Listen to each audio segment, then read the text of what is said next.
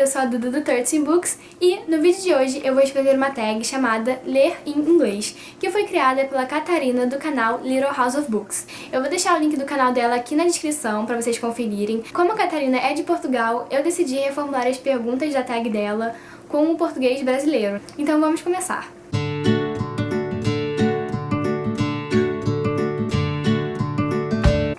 Bom, a primeira pergunta, eu tô com as perguntas aqui no meu celular, tá, gente? A primeira pergunta é: como e por que razão você começou a ler em inglês? Bom, o primeiro motivo é que eu queria muito aprimorar meu inglês. Não só meu inglês de ser capaz de interpretar texto e tal, mas meu inglês de conhecer vocabulários novos, conhecer palavras novas em inglês. E lendo inglês, quem lê inglês sabe, né? Você conhece muitas palavras que você não conhece em cursos de línguas. Eu sou formada pela cultura inglesa há 2 anos e desde então eu não tenho tido mais contato com o inglês. Então, o fato de eu ter começado a ler inglês me mantém em contato com o inglês sempre, sabe? E eu descubro palavras novas, então é muito, muito bom. O segundo motivo é porque é muito melhor você ler o livro no original do que ler a tradução. Porque quando você lê o original, você lê exatamente as palavras que o autor quis escrever pra contar aquela história, sabe? Então, e também eu sinto que você entende melhor o jeito de escrita da pessoa quando você lê realmente o original e não a tradução. E o terceiro motivo é porque os livros em inglês são muito mais baratos do que os livros em português. Além de que eles têm uma qualidade muito melhor do que as edições em português, né? Então, esse foi um outro motivo também que me motivou. Segunda pergunta: tem alguma dica para quem está começando agora? Eu sugiro que você não desista no primeiro obstáculo, porque eu tenho certeza que você vai estar lendo um livro e que você vai encontrar com uma palavra que você não conheça. Mas se isso acontecer, sério, para sua leitura por 3 minutos, por 5 minutos, que seja 10 minutos, e vá procurar a palavra no dicionário, num aplicativo. Eu tenho um aplicativo no celular que eu nem paro pra pegar dicionário, eu vejo nesse aplicativo, que se chama Merriam-Webster. Olha, Merriam-Webster. Ele é um aplicativo muito bom, ó. Você coloca uma palavra, por exemplo, vou colocar laugh aqui. Bem fácil. Ele dá a definição e ainda tem como você escutar a pronúncia. Laugh. Um aplicativo super bacana, ele dá exemplos, ele até dá da onde a palavra surgiu, quando ela foi primeiro usada. Eu acho isso é bem inútil, né? Mas são curiosidades que eu acho legal.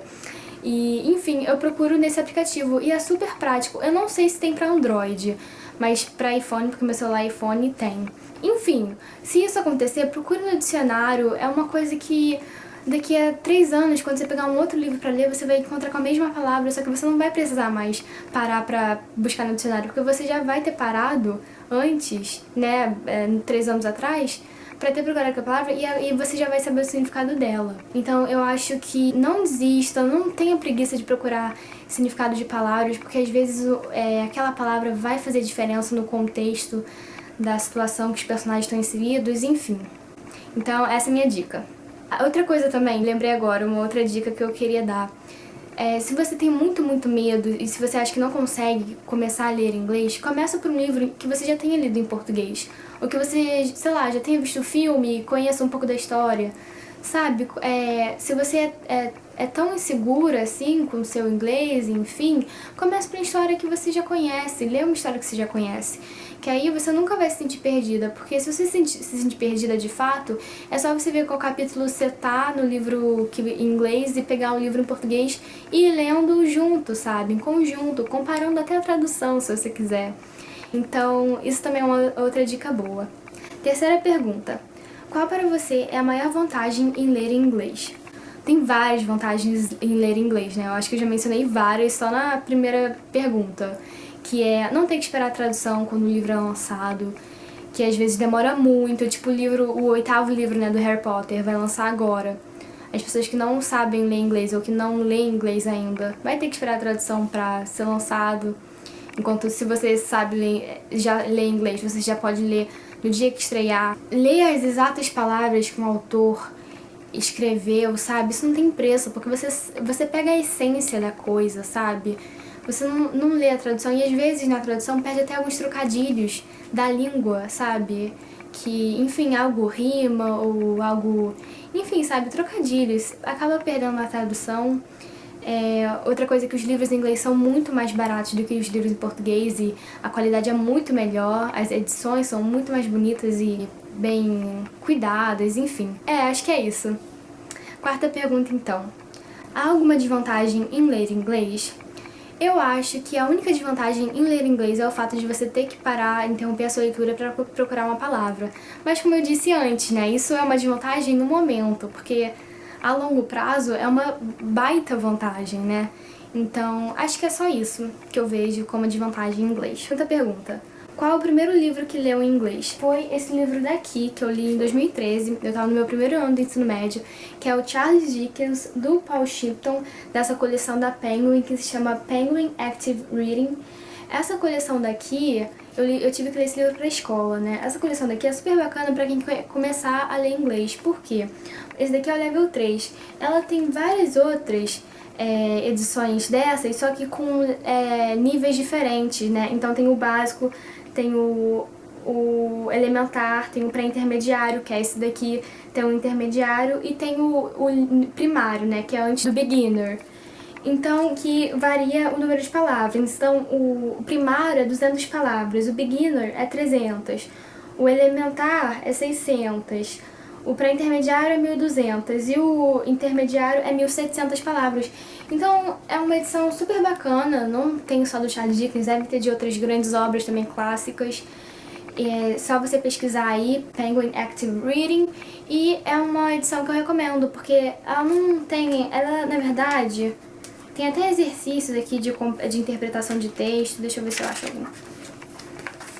Se você faz aula de inglês na escola, ou faz aula particular, ou tem aula de inglês em um curso de línguas mesmo, você pode pedir dicas pro seu professor de qual nível ele acha que você se encaixa, né?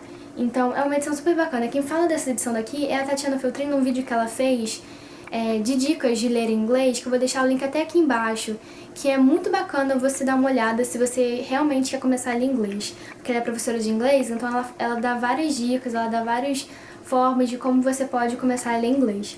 Então, esse livro aqui é uma biografia do Charles Dickens, dá também uma varrida bem superficialmente das grandes obras dele, como Oliver Twist, A Christmas Carol, David Copperfield, Grandes Esperanças, enfim, acabei pegando spoiler de algumas coisas, né, infelizmente, mas, enfim, foi super bacana esse livro daqui. Próxima pergunta, qual que teve mais dificuldades para ler?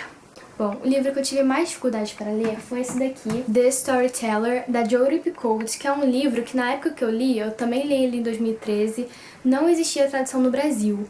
E hoje já existe, que se chama A Menina que Contava Histórias. Então, foi um livro super desafiador, é bem gorducho, olha, eu amei esse livro, eu marquei várias coisas com post-its aqui coloridos. É um livro super bacana, que eu pretendo reler para fazer uma resenha para vocês aqui no canal, só não sei quando isso vai acontecer, né?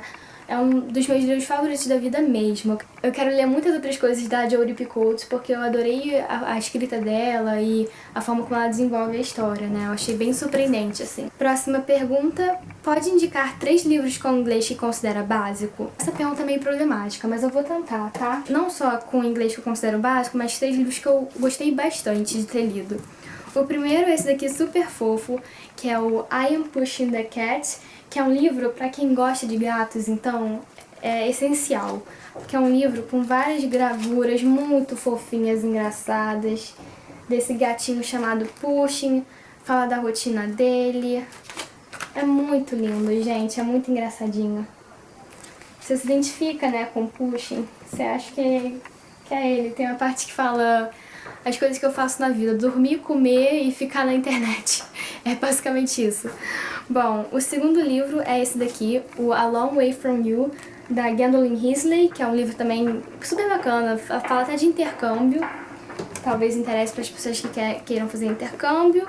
E esse daqui, Extraordinary Secrets of April, May and June, da Robin Benway. Gente, quando eu terminei de ler esse livro, eu mandei uma mensagem para essa escritora pelo Twitter e ela me respondeu. Eu fiquei muito, muito feliz, porque poucos escritores fazem isso, né? Responder os fãs e as pessoas pelo Twitter, então eu achei isso bem bacana da parte dela. Tenho quase certeza que nenhum desses livros tem traduzido no Brasil. Então, ó, uma vantagem de ler inglês, você tem contato com livros que que às vezes nem chegam no Brasil nunca. E você, o quê?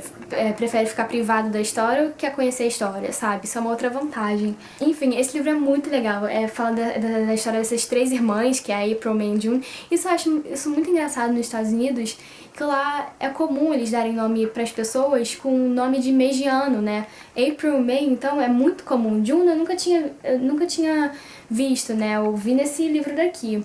Mas April e May é muito, muito comum. Eu acho isso muito engraçado. Tipo... Aqui não existe, sei lá, nenhuma pessoa chamada Abril ou Maio, né? Eu acho isso muito engraçado. Enfim, fala da história dessas 3 garotas que são irmãs. Obviamente, a mais velha é a April, a do meio é a May e a mais nova é a June, né? Enfim, elas têm esses poderes mágicos, é muito, muito legal. 8ª pergunta. Há algum livro que tem receio de ler em inglês? Sim.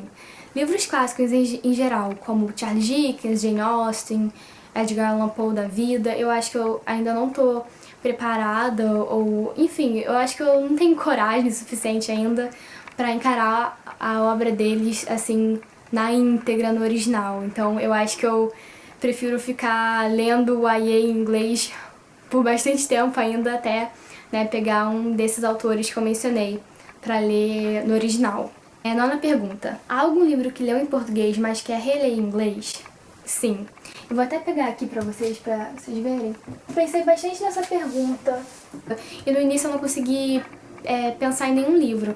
Mas depois eu me lembrei que eu tinha lido esse daqui em português, que é o Mentirosos, da E. Lockhart. Que pra quem leu esse livro, né, já sabe do que eu tô falando. Eu tenho muita vontade de ler esse livro porque foi um livro muito, muito, muito bom. De uma maneira bem surpreendentemente bizarra. E é um livro que eu tenho vontade de ler em inglês, pra ver se tem o mesmo efeito, né, que ele causou em mim. 10ª pergunta. Onde costuma comprar os teus livros em inglês? Bem, pela internet eu compro ou pela Amazon ou pelo Book Depository. Só que pelo Book Depository eu só comprei acho que 1 ou 2 vezes na vida. Eu gostei, só que demorou bastante pra chegar o livro e eles não chegam juntos, assim. Se você compra 2 livros, um chega separado do outro, entendeu? Então eu não gostei muito disso não. Então eu prefiro a Amazon pra comprar online e fisicamente, ou na Saraiva, que na Saraiva do Rio, pelo menos, existem livros importados, né? Ou às vezes até na Travessa, mas mais na Saraiva, ou na Barnes Nobles quando eu tô viajando fora, né? Mas isso bem raramente, gente. Então, ou Amazon ou Saraiva física. Essa é a primeira pergunta e também a última pergunta, né? Costuma guardar os livros em inglês separado dos livros em português? Sim. Eu ainda não fiz Bookshelf Tour aqui no canal, eu pretendo fazer, mas quando eu fizer vocês vão ver isso. Eu guardo os meus livros em inglês na primeira estante, tá vendo isso daqui, que fica atrás de mim? É onde ficam os meus livros em inglês. Eu até separo os livros hardcover dos livros paperback. Enfim, essa é a minha organização e eu faço assim, porque... Não sei, eu não consigo deixar os livros em inglês misturados com os português ainda, então eu tento deixar cada um com seu cada um, sabe? Então é isso, essa foi a tag, eu espero que vocês tenham gostado. Responda aqui nos comentários, ou se você tiver um canal, sinta-se tagueado por mim pra responder, eu vou adorar saber a resposta de vocês. E deem um like no vídeo se você gostou, se inscreva no canal se você não é inscrito, e eu vejo vocês em um próximo vídeo. Até mais!